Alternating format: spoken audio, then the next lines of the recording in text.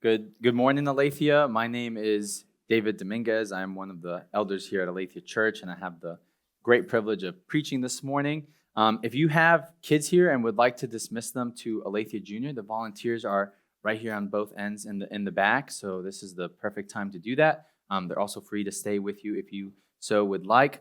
And if you have your Bibles, I would encourage you to open them up to Psalm 120. You can keep a notepad or something there to keep your spot. We're going to be going through the Songs of Ascent, which are Psalms 120 through 134 through the summer. So I'm really excited about that, and I get to kick that off this morning. Last month, a little bit over that time frame, a buddy and I left church after normal Sunday service. We got in my car and we drove all the way to San Antonio. We went to San Antonio to watch the Florida Gators win a basketball national championship. Yes, absolutely. It was great to see that in my lifetime and to be there in person. It was a long drive. We eventually got to San Antonio by Monday morning.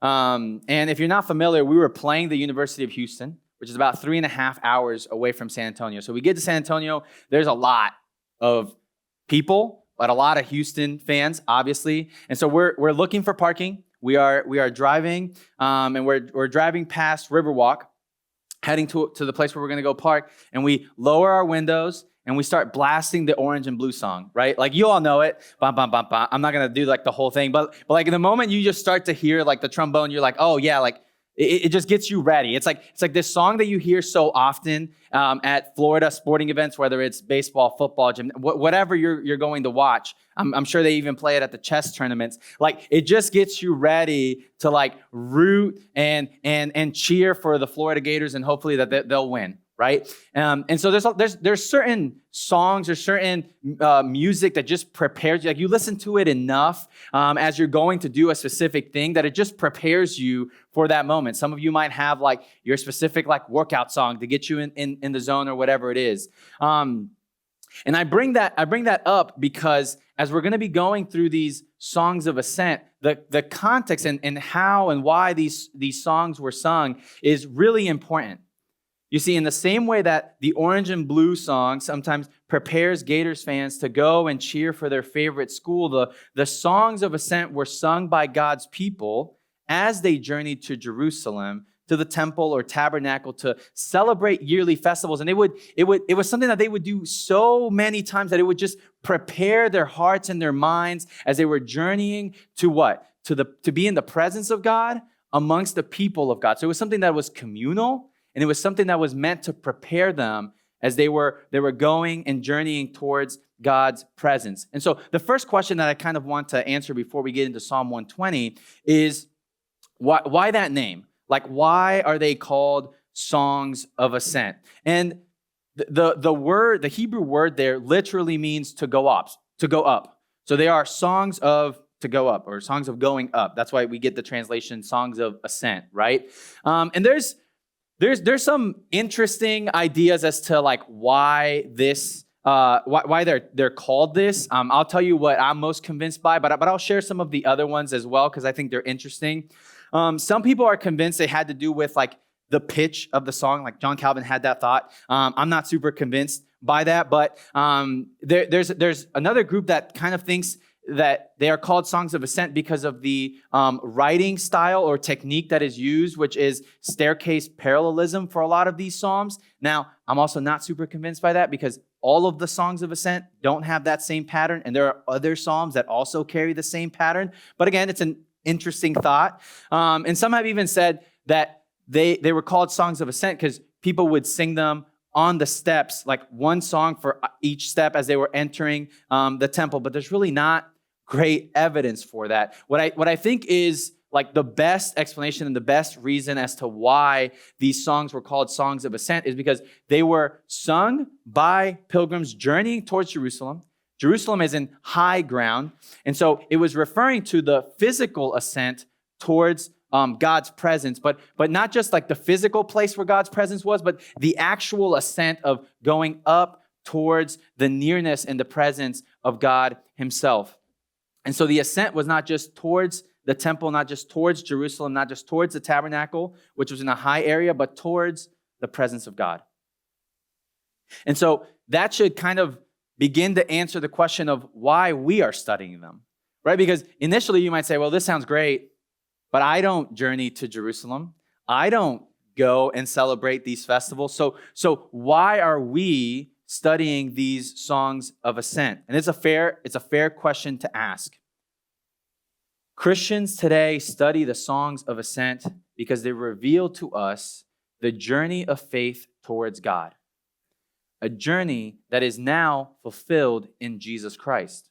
You see, in our journey, Jesus is both the leader and the destination, the one through whom we ascend to God and his presence. St. Augustine, when answering that question, he says, "Whither are we traveling? To Christ. And how shall we reach him? Through Christ." You see, we as New Testament believers are traveling to Christ, who is the fulfillment of all of the shadows of the Old Testament. He is who was called Emmanuel, God with us. He is who John says is the Word that became flesh and dwelt among us. Right? The word there for dwelt is the word tabernacle, like the place where God's presence was, and where so Jesus is the fulfillment of that. It's God's presence among us. And so that's who we are journeying towards. We want to be closer and nearer to Jesus. And how do we get there? What fuels our journey? What paves the way for us to get there? It's through Jesus. It is through his sacrifice on the cross that we can have access to God and his presence in our lives through his Holy Spirit.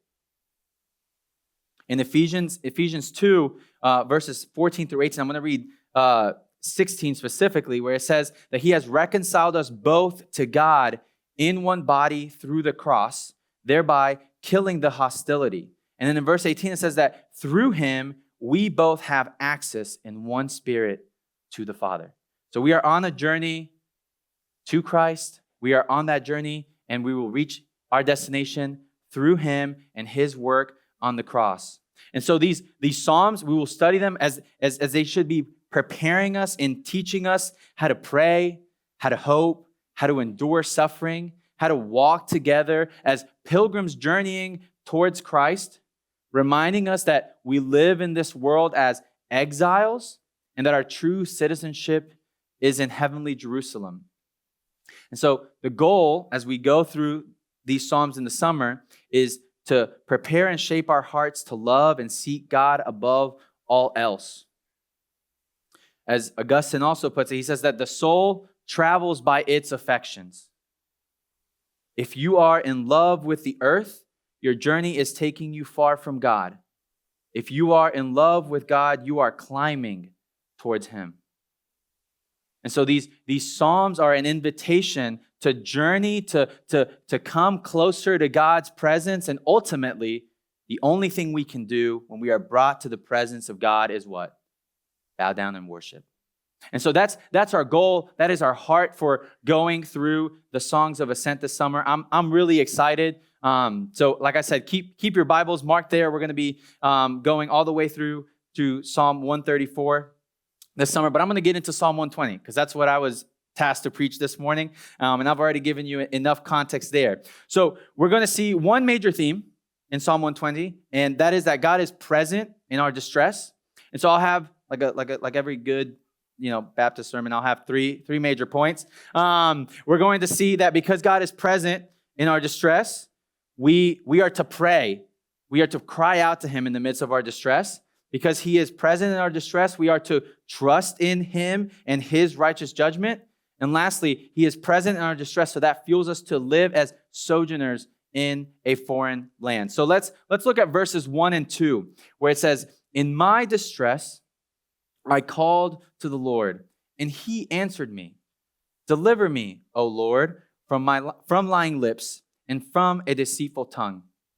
And so the psalmist begins not just his psalm, but the ascent journey in general with a cry of distress. And I want us to realize that like our ascent begins with lament. And I don't want us to move past that too quickly, because it is important for us to realize that oftentimes pain marks the beginning of spiritual renewal. And so we don't want to move past that. If that's you this morning, like the temptation is, well, I'm in pain, I'm in suffering, I'm in distress. I need to get all of these things figured out before I come to the Lord. No. Psalm 120 points to the reality that it is in that moment that our journey towards God can actually begin. And so the psalmist says, what should our response, what should our reflexive response be when we are in distress? We are to call out to the Lord because he answered me. And now, when you're thinking, like, have you ever been in distress or in like a really difficult situation? There's probably someone that you have in your mind that you're like, if I'm really in trouble, this is the person that I call. This is who I would call for help. And there's usually like two criteria that person has to meet. One is like they have to be able to help you, right? Like that's like the first thing that person has to be able to meet. But the other thing is that they have to actually like pick up the phone and like hear you and like be able to respond. So like a good example of this is my mom. My mom is the best. She is super helpful. I cannot sing her praises too high. Like this last week, she was like, hey, you guys have a baby coming. I want to come to your house and like deep clean the whole house for you guys just so it's ready for when the baby comes. She is the most helpful human being on the planet. I have no doubts that my mom is willing and able to help in any situation that I have. She is terrible at answering the phone. She's gotten better now that she has a grandchild because she's just hoping it's Lucy on FaceTime. But it is bad. Like she is not the first person that comes to my mind of whom I would call. Because I don't know if she's going to answer the phone. I don't know if she's going to hear me. I don't know if she's going to respond. And what the psalmist is trying to highlight is that he has no such concern when he is referring to the God of Israel. He has no such concern with the God that we serve. He says, if you are in distress, you should call out to God.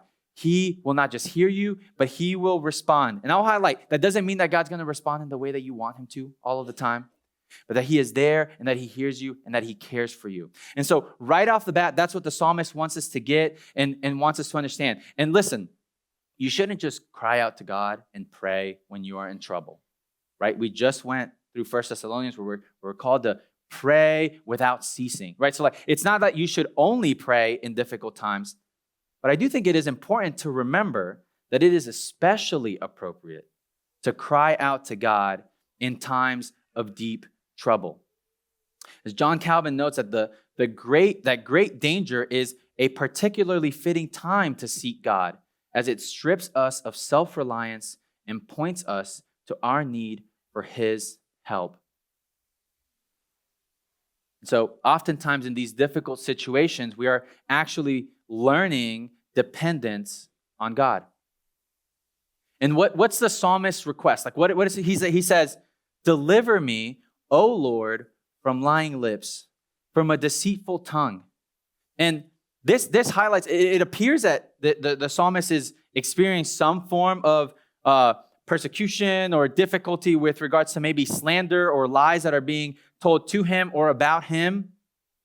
And it highlights the reality that oftentimes, one, the clear teaching of Scripture that words just have meaning and have a lot of value and that we should be honest and upright in our speech and in what we say. But also the reality that words, even though they might not physically hurt or bruise someone, can produce a lot of heavy consequences in the lives of others. And therefore, as for example, as we see in Proverbs, death and life are in the power of the tongue. We should be very mindful of what we are saying, what we're communicating, that we are upright and honest. We spoke about this when we were on the Sermon on the Mount, right? Like the necessity for Christians and followers of Christ to have tongues that are full of honesty and truth. Because we are supposed to, all of our words should be said and spoken as if God is present for all of them, because he is. And as we see in Matthew 12:36, Jesus says that on the day of judgment, people will give account for every careless word that they speak. And so this psalmist is going through a trial of treachery, and even though it's not physical persecution, you feel the deep pain. He is in distress by the accusations and the dishonesty, both brought towards him and possibly even about him. And by the way, you should not say, oh, that would never happen to me. Like, no one's ever gonna like lie or slander me. Like I have, my friends are too nice. I'm too good of a person, whatever. Like Jesus himself, right? Who we all follow, who lived a perfect life, who had perfect character, was slandered. So like we should not be shocked. Our posture should be one ready to cry out to the Lord in distress, in those difficult moments. That is it. That's what I would say the major point of the first two verses is not so much to focus on what exactly the treachery is that this psalmist is experiencing or going through, but the application is actually that we are to cry out to God in the midst of our trouble, regardless what it is, because he hears and he responds, even if it's not always in the way that we want. There's this scene in The Magician's Nephew. If you're not familiar with that book, it is one of the books in the Chronicles of Narnia. It is chronologically the first book in the Chronicles, although there's a lot of people who are very opinionated that you should not read it first.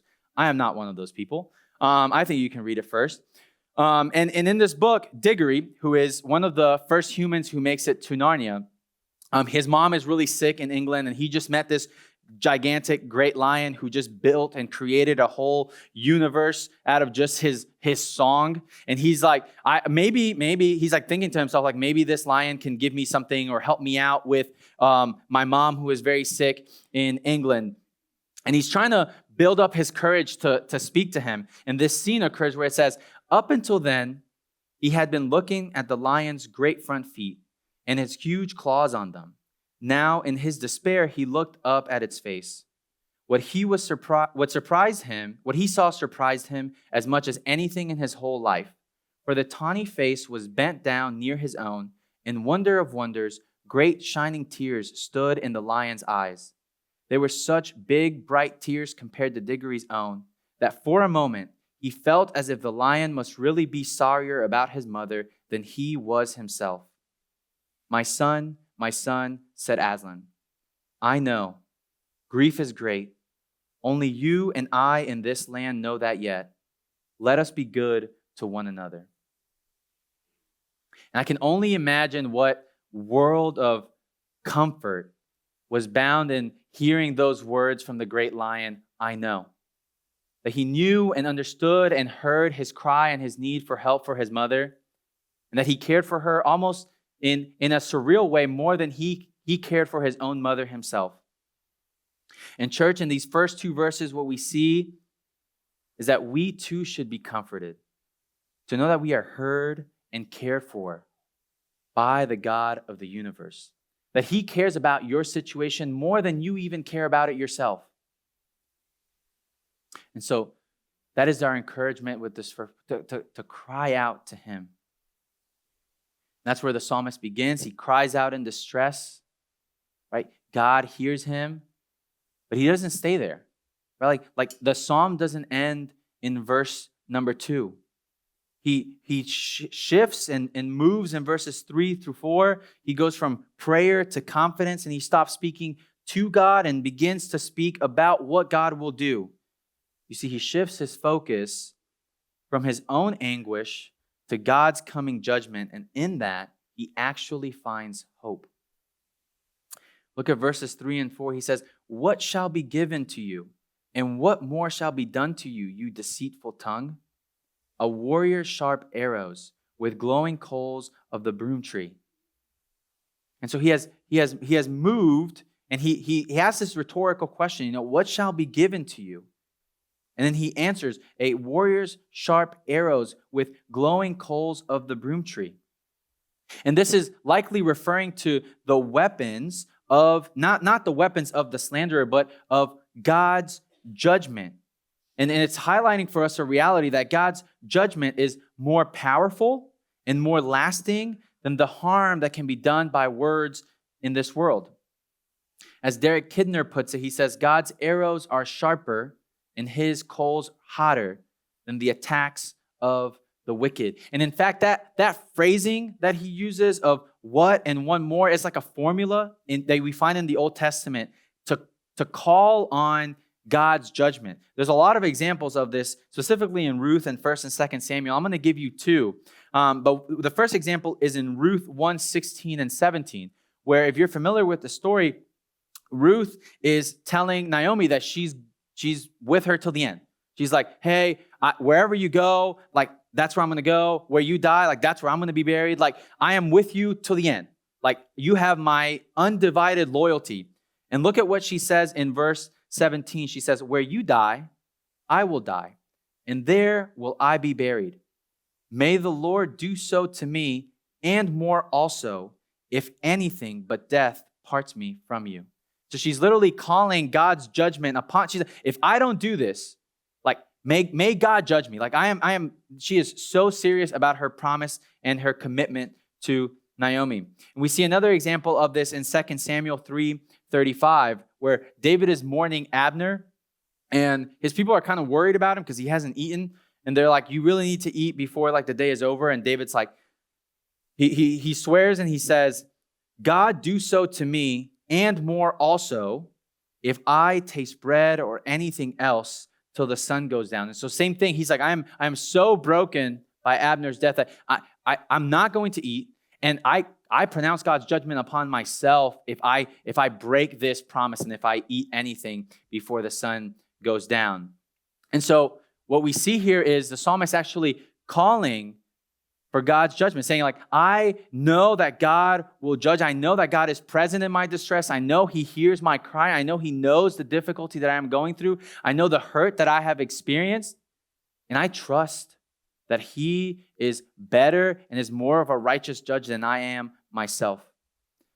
And so believers find hope not in personal revenge, but in God's ultimate justice. And David is actually a decent example of this. Sometimes I don't know if you're super familiar with the story of like David and Saul and like their gettings together.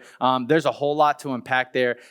Short story: Saul goes kind of bananas and gets really, really jealous of David to the point where he wants to kill David. He's like hunting him to actively kill David. And there's this part in the story where Saul and his men go into a cave, and they're there to rest. But deeper within the cave, I don't know how caves work, but David and his men are actually there resting. And so when they start to come out, they realize Saul and his men are right here asleep. And so what do David's men think? They're like, dude, God just gave him into your hand. We kill him right now, problem solved. He's coming after you. You should just get revenge. Take him out. Like your whole problem is right here. If you get rid of him, this is perfect. And David says no. Right, he takes like a part of like Saul's cloak, and he eventually confronts Saul and tells him like, I basically had your life in my hands and I didn't kill you. And he explains to him why. In 1 Samuel 24 verses 12 and 15, he says, this is what he says to Saul: may the Lord judge between me and you. May the Lord avenge me against you, but my hand shall not be against you. May the Lord therefore be judge and give sentence between me and you, and see to it and plead my cause and deliver me from your hand.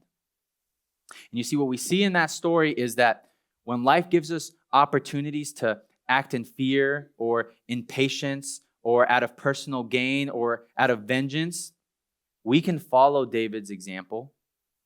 We can remember that victory doesn't come by forcing our own way, but from trusting God's perfect plan, even when that doesn't align with our timing or with our expectations. And so the force behind verses 3 and 4 in Psalm 120 is that not that we should be like David, but that we should be like Jesus, who entrusted himself to the one who judges justly. If you turn over to 1 Peter 2:23, it says, this is referring to Jesus. He says, when he was reviled, he did not revile in return. When he suffered, he did not threaten, but continued entrusting himself to him who judges justly. So God is present in our distress. He knows when we have been wronged, and we can trust in him that he will righteously judge better than we ever could. And so the application here is that we can entrust our reputation, we can entrust our pain to the God who judges justly, and we can resist revenge. And so the psalmist cries out to the Lord. He brings his case to him. He trusts that God will judge justly. Yeah, I said that correctly. But the situation around him hasn't really changed, right? Like he is, if you skip forward to 5 and 7, it still becomes very clear that the culture, the people around him are still hostile. And that actually leads to this final section where he kind of comes to the realization that he is to live in this world, understanding that he is just a sojourner. That this is not it, that this is not the end, that there's something more that is to be desired and to be yearned for. And look at what he says in verses 5 through 7. He says, "Woe to me that I sojourn in Meshesh, that I dwell among the tents of Kedar. Too long, like his response, like just too long have I had my dwelling among those who hate peace. I am for peace, but when I speak, they are for war." And so he's trying to like vividly help you picture what living on this earth feels like when you yearn and desire to be in the presence of God with the people of God. He's trying to paint a picture. And I'll get to that in a second. Like you guys, if you've ever been to a sporting event, you kind of understand this. Like I said, when I went to this national championship game, there was like 70-30 was like a generous split of how many Houston fans and how many Florida fans. It was probably more like 70-20 and then like 10% of like, hey, we're just here because we were Duke fans and our team lost already. So it was like a solid mix, but you just felt like this tension, like if you've ever been at like a hostile away game, you know exactly like what I'm depicting and the picture that I'm creating of what it feels like to be a sojourner, like away from home, like in just like not your own stadium, and what he's trying to paint here is that same picture. He's like, I feel like a sojourner, which implies that he is outside or exiled from his own homeland. And he paints a picture by saying he dwells in Meshesh and Kedar. And if you're not familiar, I wasn't, of where those places are, he's not giving you a geographical location. You can't just be like, hey, find me where Meshesh and Kedar are. This is where this psalmist was, and let's figure out why that was such a difficult place to live in. To give you a little bit of context, Meshesh was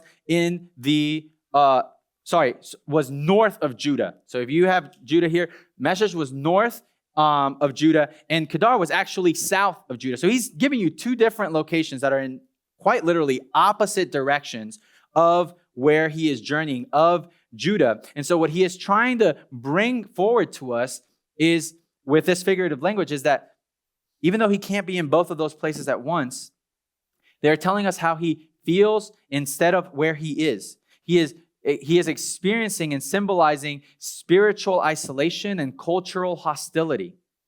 He is symbolizing a life that is lived far away, distant from God's people. Like, he's like, I'll give you descriptions. I seek peace. I want peace amongst these people. But they all just want war. And that's why when he gets to verse 6, he's just like, it's too long.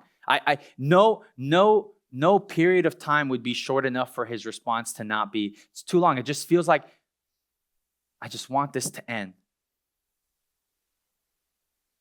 And is that not how we often feel in this world, in this side of eternity? Surrounded by many who don't know God, but are hostile to the gospel, are hostile to the good news of Jesus. And it creates this real tension in our hearts. Like if you're a Christian, you've experienced this, where you want to live well amongst like your community, like you want to do what's best for them, but at the same time, you just yearn to be in the presence of the Lord. And it's like this like tug, like it creates this desire to be with him. A decent example of like how Christians can live in that tension well is Jeremiah, right? Like, so Jeremiah is captive in Babylon and like very hostile towards his Christian faith. And what he is tasked with doing is kind of like carrying both of these mantles. He is called to as we see in Jeremiah 29, to seek the welfare of the city in Babylon, but at the same time remain distinct and wholly devoted to God. And so that's kind of like our call as well, right? Like we look at the world around us, we look at the deceit, we look at the hostility towards the gospel, and it can be really easy to just desire to escape. Well, Lord, take me right now. And it's like, but we have to live in this tension of, well, what does he want from us here? How can we both at the same time seek the welfare, seek the best for those around us, but at the same time resisting compromise, right? And as a Christian, like you do this on a daily basis, right? Or you should be doing this on a daily basis, right? You don't normalize like what the Bible calls sin just because other people put pressure on you. You set boundaries on entertainment and media that other people might think are crazy. You stay rooted and you seek to be a part of a good Christian community because you realize that isolation just makes compromise easier. And so you commit to a church family that both speaks to you in truth and in love and encourages you to live distinctly. But the hostility is still there. And just like the psalmist longs for worship in Jerusalem and to be in the presence of God and his people, we should long for fellowship with God's people and view this right here, as weekly refreshment in worship. You see, the takeaway point here in this final section is that relief is found in the worship of God with the people of God. Like when we look around us, we will come to the same conclusion as the psalmist. We will have this yearning, this desire to move, to walk and journey and pilgrimage closer to God and closer to his people, because we need the refreshment. We need the nourishment that brings to our lives and to our souls. And this is why here at Aletheia Church, we value the local church. We value gospel community as so important. And if you're not part of a gospel community group, I would encourage you to become a part of a gospel community group. If you are here this morning and you are a guest, we would welcome you to join us and to be a member here at Aletheia Church, because the reality is that the path of discipleship, of following after Jesus, is not an easy one. And it's not one that should be walked alone. Community is an essential component of one's journey towards God. And so weekly worship should be a refuge and a renewal for weary saints. That's what the weekly gathering is. That's what our gospel communities are to be. And I would say, like, sadly, our culture has become very like consumer driven. And so like some of that has seeped into like the way we view church, gospel community, even like the worship service. And so like for a lot of people today, they view coming to church, like they view their church experience more like how you view a restaurant than how you view like a journey towards God or like a pilgrimage towards God, right? It's like, yeah, like we, as a family, we get dressed up, we look nice, we go to this place where people are really friendly. This professional person like prepares a spiritual meal for me. I listen to it. I then, if I liked it and I like the experience there, I leave a good tip and I walk away and I feel okay. And you can start to realize like how like the way we view like everything else, because everything is so consumer based and focused, can seep into like even the way that we view worship and like the worship service. But the Psalms of Ascent were not written for religious consumers. They were sung by pilgrims climbing a rugged path towards the presence of God. And so worship wasn't about convenience or comfort. It was about movement towards God, even through hardship. It required effort, community, anticipation, and above all, a heart that is set on God and not self. And so in the same way that the journey to Jerusalem formed the worshiper and shaped their affections, it trained their desires, and it reminded God's people that worship isn't something that we consume, but it is a path that we walk together towards the living God himself. And so we, too, as Christians, can realize and live life in light of the reality that we are sojourners in a foreign land, seeking the welfare of those around us without losing our distinctiveness, and with this desire and this yearning to be in the presence of God, with the people of God, to be refreshed and replenished weekly. And so if I could just summarize and distill main points or main takeaways here is that God is present in your distress, so cry out to him. He is present in your distress, so trust and entrust yourself to him who judges justly. And even in the midst of that distress, that just creates that desire of, I'm just not from here. I'm just a sojourner here. May that push you and encourage you to be present amongst God's people where you can find nourishment and where you can find refreshment on a weekly basis. And it can be hard, but it can be difficult to kind of end there, right? Like Psalm 120 kind of ends on a bummer. You're like, is this really the first song that we want to sing as we're like going on like this very long journey? What I would pose to you is that the end of Psalm 120 is neither the end of the songs of ascent nor the end of the story of God's dealing with humankind. Because all of these songs, all of these psalms are actually pointing us forward to someone. They're pointing us forward to Jesus himself. Remember, as I said in the beginning, we are on a journey, not towards Jerusalem. We are on a journey towards Jesus and through Jesus, right? You were slandered. You were hurt. He was slandered. He taught us how to cry out to the Father. He was the ultimate man of peace amongst those who choose war and still entrusted himself to the Father who judges justly. And by the way, that's the good news of the gospel. That while we were busy making war towards God with our sin and our actions, Jesus came and made peace by the blood of his cross. As we see in Colossians 1:19-20, for in him all of the fullness of God was pleased to dwell, and through him to reconcile to himself all things, whether on earth or in heaven, making peace by the blood of his cross. He is the perfect fulfillment of all of the Old Testament sacrifices and even the Old Testament temple, right? Like as the author of Hebrews says, in the Old Testament, priests would have to make sacrifice over and over and over again, but not with the sacrifice of Christ. It is once and for all. He has fulfilled what the temple was, which was a place where God's presence dwelt with his people. Jesus was the divine, glorious presence of God in the flesh.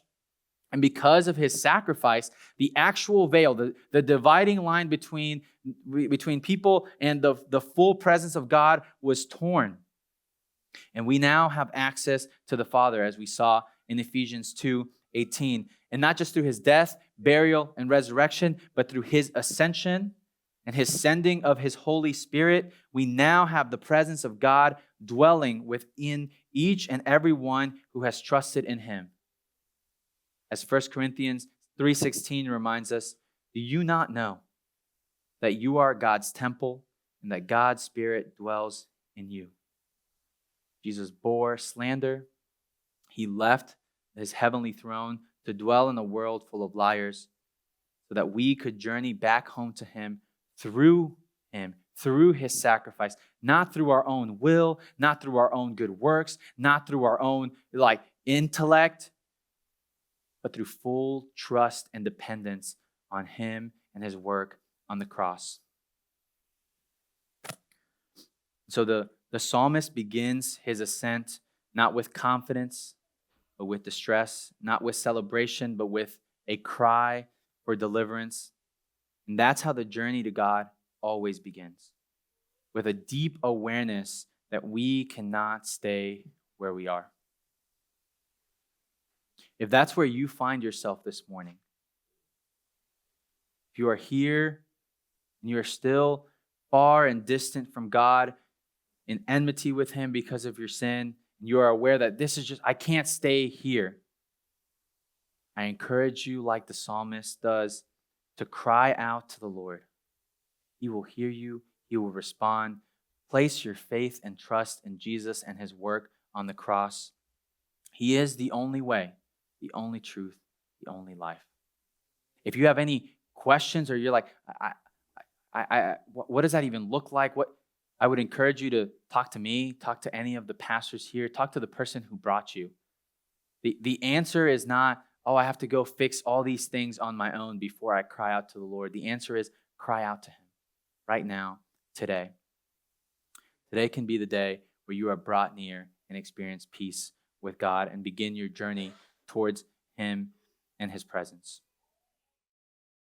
A testimony to God's faithfulness to his mission, which is to see the gospel like this stand and race to walk in newness of life.